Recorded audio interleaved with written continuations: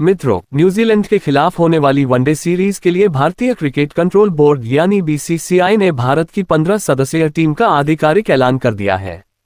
Team की घोषणा होते ही कप्तान शुभमन गिल ने सीनियर खिलाड़ी रोहित शर्मा के साथ मिलकर पहले वनडे मुकाबले के लिए भारत की फाइनल प्लेइंग 11 भी तय कर दी है।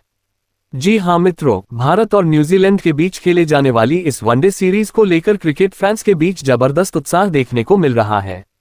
बीसीसीआई द्वारा घोषित टीम में एक बार फिर भारतीय टीम की कमान युवा बल्लेबाज शुभमन गिल के हाथों सौंपी गई है। कप्तान बनते ही शुभमन गिल ने अपने फैसलों से सभी को चौंका दिया है। रोहित शर्मा के साथ मिलकर शुभमन गिल ने पहले वनडे मैच के लिए ऐसी टीम चुनी है जिसमें उन खिलाड़ियों को भी मौका दिया गया है जो काफी लंबे समय से भारतीय टीम से बाहर चल रहे थे। इन अनुभवी और प्रतिभाशाली खिलाड़ियों की वापसी से भारतीय टीम पहले से कहीं ज्यादा मजबूत, संतुलित और खतरनाक नजर आ रही है। कप्तान और सीनियर खिलाड़ियों की इस रणनीति से साफ संकेत मिलते हैं कि टीम मैनेजमेंट इस सीरीज को बेहद गंभीरता से ले रहा है और न्यूजीलैंड को कड़ी टक्कर देने की पूरी तैयारी कर चुका है। तो मित्रों, आखिरकार पहले डे मुकाबले में न्यूजीलैंड को शिकस्त देने के लिए कप्तान शुभमन गिल और रोहित शर्मा ने किन किन खिलाड़ियों पर भरोसा जताया है और क्या होगी भारत की फाइनल प्लेइंग 11? इन सभी सवालों के जवाब आपको इस वीडियो में विस्तार से मिलने वाले हैं, इसलिए वीडियो को अंत तक जरूर देखिए। और अगर आप भी मानते हैं कि शुभमन गिल की जगह रोहित शर्मा को कप्तान बनाया जाना चाहिए था तो इस वीडियो को एक लाइक जरूर करें। साथ ही अगर आप सच्चे भारतीय हैं तो कमेंट बॉक्स में भारत माता की जय जरूर लिखें। मित्रों, जैसा कि आप सभी जानते हैं कि साउथ अफ्रीका के बाद अब न्यूजीलैंड की टीम मेहमान बनकर भारत दौरे पर आने वाली है। इस दौरे के दौरान भारत और न्यूजीलैंड के बीच वनडे और टी20 सीरीज खेली जाएगी, जिसको लेकर क्रिकेट फैंस के बीच जबरदस्त उत्साह देखने को मिल रहा है। आपको बता दें कि सबसे पहले दोनों टीमों के बीच 3 मुकाबलों की वनडे सीरीज खेली जाएगी। सीरीज के समाप्त होने के बाद दोनों टीमों के बीच टी20 सीरीज का आगाज होगा, जिसमें भी रोमांच अपने चरम पर रहने वाला है। अगर सबसे पहले सीरीज की बात करें तो भारत और न्यूजीलैंड के बीच पहला वनडे मुकाबला 11 जनवरी को वडोदरा के मैदान पर खेला जाएगा। इसके बाद दूसरा वनडे मुकाबला 14 जनवरी को राजकोट के मैदान पर आयोजित होगा। वहीं इस सीरीज का तीसरा और अंतिम वनडे मुकाबला 18 जनवरी को खेला जाएगा। दोनों टीमों के बीच होने वाली यह वनडे सीरीज बेहद रोमांचक मानी जा रही है। इसकी सबसे बड़ी वजह यह है कि भारत और न्यूजीलैंड दोनों ही टीमें इस समय काफी मजबूत नजर आ रही हैं और दोनों के पास एक से बढ़कर एक धाकड़ खिलाड़ी मौजूद हैं जो किसी भी मैच का रुख पलटने का दम रखते हैं। हालांकि भारतीय टीम का आत्मविश्वास इस समय 7वें आसमान पर है और ऐसा होना बिल्कुल लाजमी भी है। भारतीय टीम इस वक्त शानदार फॉर्म में चल रही है और हाल ही में मेहमान बनकर आए साउथ अफ्रीका की टीम को भारत ने बेहद करारी शिकस्त दी थी, जिससे टीम इंडिया का मनोबल और भी ज्यादा बढ़ गया है। लेकिन मित्रों, भले ही भारत ने साउथ अफ्रीका को हराया हो, लेकिन न्यूजीलैंड की टीम को हल्के में लेना बिल्कुल भी सही नहीं होगा। कीवी टीम भी इस समय लाजवाब फॉर्म में नजर आ रही है और किसी भी परिस्थिति में मुकाबला जीतने का मादा रखती है।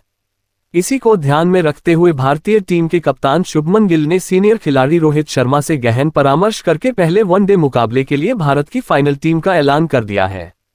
टीम चयन में अनुभव और युवा जोश का शानदार संतुलन देखने को मिला है। तो आइए मित्रों, अब जानते हैं कि कप्तान शुभमन गिल और रोहित शर्मा ने मिलकर पहले वनडे मुकाबले के लिए किन किन खिलाड़ियों पर भरोसा जताया है और कैसी रहने वाली है भारत की फाइनल प्लेइंग 11। सबसे पहले अगर ओपनिंग जोड़ी की बात करें तो आपको बता दें कि न्यूजीलैंड के खिलाफ पहले वनडे मुकाबले में भारतीय पारी की शुरुआत रोहित शर्मा और शुभमन गिल करते हुए नजर आएंगे। हालांकि भारतीय टीम के पास यशस्वी जायसवाल जैसे बेहद प्रतिभाशाली और आक्रामक बल्लेबाज भी मौजूद हैं, लेकिन पहले मुकाबले में टीम मैनेजमेंट का भरोसा रोहित और गिल की जोड़ी पर ही दिख रहा है। अगर सबसे पहले शुभमन गिल की बात करें तो गिल भारतीय क्रिकेट के सबसे शानदार युवा बल्लेबाजों में से एक माने जाते हैं। खासकर भारतीय पिचों पर शुभमन गिल का रिकॉर्ड काफी मजबूत रहा है और यहां उनका बल्ला अक्सर जमकर रन उगलता है। हालांकि यह भी सच है कि पिछले कुछ महीनों से गिल अपनी सर्वश्रेष्ठ फॉर्म में नजर नहीं आए हैं, चाहे ऑस्ट्रेलिया का दौरा हो या फिर इंग्लैंड का। इन सीरीज में गिल का बल्ला पूरी तरह खामोश दिखाई दिया था। इसके बावजूद न्यूजीलैंड के खिलाफ पहले वनडे में एक बार फिर शुभमन गिल ही ओपनिंग करते हुए दिखेंगे। इसकी सबसे बड़ी वजह है घरेलू पिचों पर उनका भरोसेमंद प्रदर्शन। वहीं कई क्रिकेट पंडितों का मानना है कि गिल को फिलहाल आराम दिया जाना चाहिए और यशस्वी जायसवाल को ओपनिंग की जिम्मेदारी सौंपी जानी चाहिए, क्योंकि जायसवाल ने हाल ही में अफ्रीका के खिलाफ खेली गई वनडे सीरीज में शानदार प्रदर्शन किया था। लेकिन कप्तान रोहित शर्मा और टीम मैनेजमेंट का मानना है कि आगामी विश्व कप को देखते हुए शुभमन गिल का फॉर्म में लौटना बेहद जरूरी है।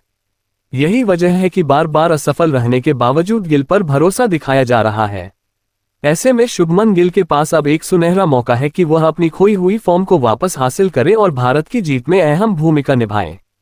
अब अगर दूसरे ओपनर बल्लेबाज रोहित शर्मा की बात करें तो मित्रों, भले ही रोहित शर्मा ने टेस्ट और T20 फॉर्मेट से संन्यास ले लिया हो, लेकिन वनडे क्रिकेट में उनका बल्ला आज भी जमकर आग उगल रहा है। हाल ही में अफ्रीका के खिलाफ खेली गई वनडे सीरीज में रोहित ने जिस तरह का प्रदर्शन किया वह काबिले तारीफ था। इससे पहले ऑस्ट्रेलिया और इंग्लैंड के खिलाफ भी रोहित शर्मा ने कई शानदार पारियां खेलकर यह साबित कर दिया था कि वह अब भी बड़े मुकाबलों के खिलाड़ी हैं। न्यूजीलैंड के खिलाफ ये सीरीज रोहित शर्मा के लिए भी बेहद अहम मानी जा रही है, क्योंकि आगामी विश्व कप के लिहाजत से उनका फॉर्म में होना भारतीय टीम के लिए काफी जरूरी है। अगर रोहित शर्मा अपनी मौजूदा लय को बरकरार रखते हैं तो विश्व कप में उनका चयन लगभग तय माना जा सकता है।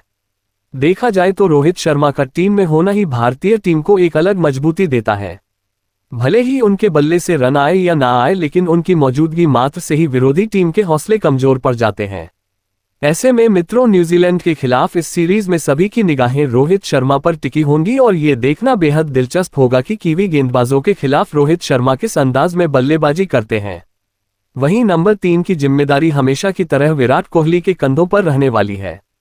मित्रों, विराट कोहली सिर्फ रन बनाने वाले बल्लेबाज नहीं है, बल्कि वह पारी की दिशा तय करने वाले खिलाड़ी हैं।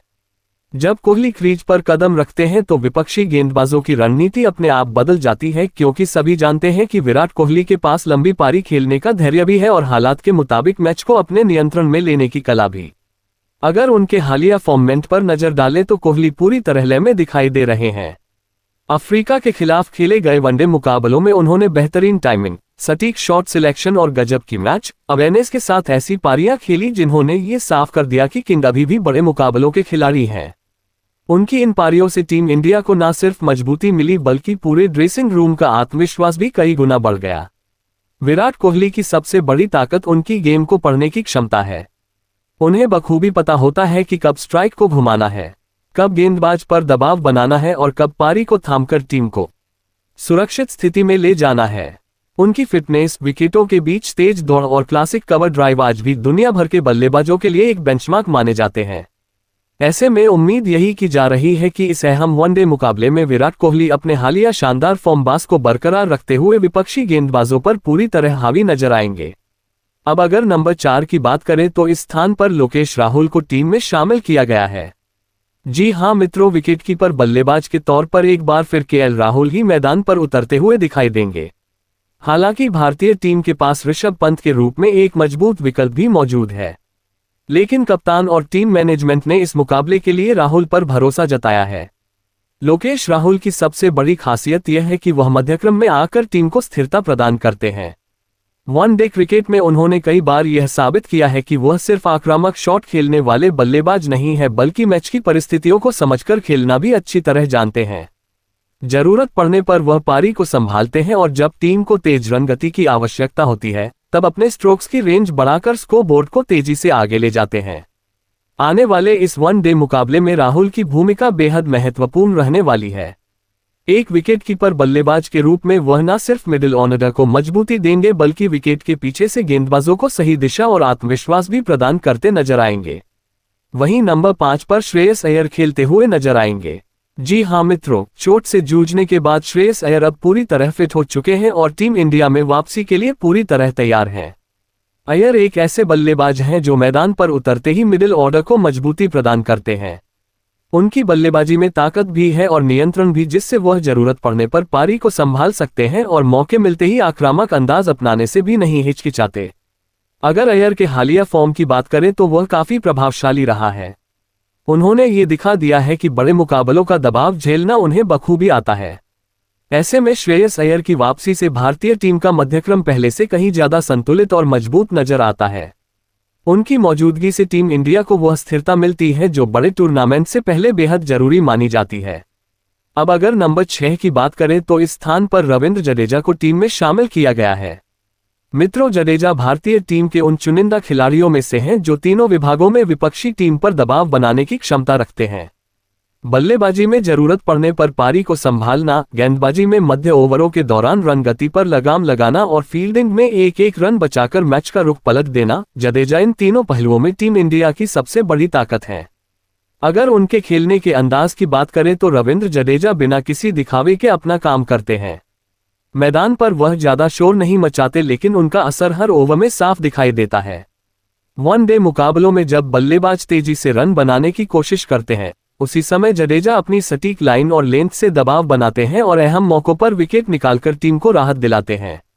बल्लेबाजी के लिहाज से भी जडेजा अब सिर्फ निचले क्रम के खिलाड़ी नहीं रहे हैं।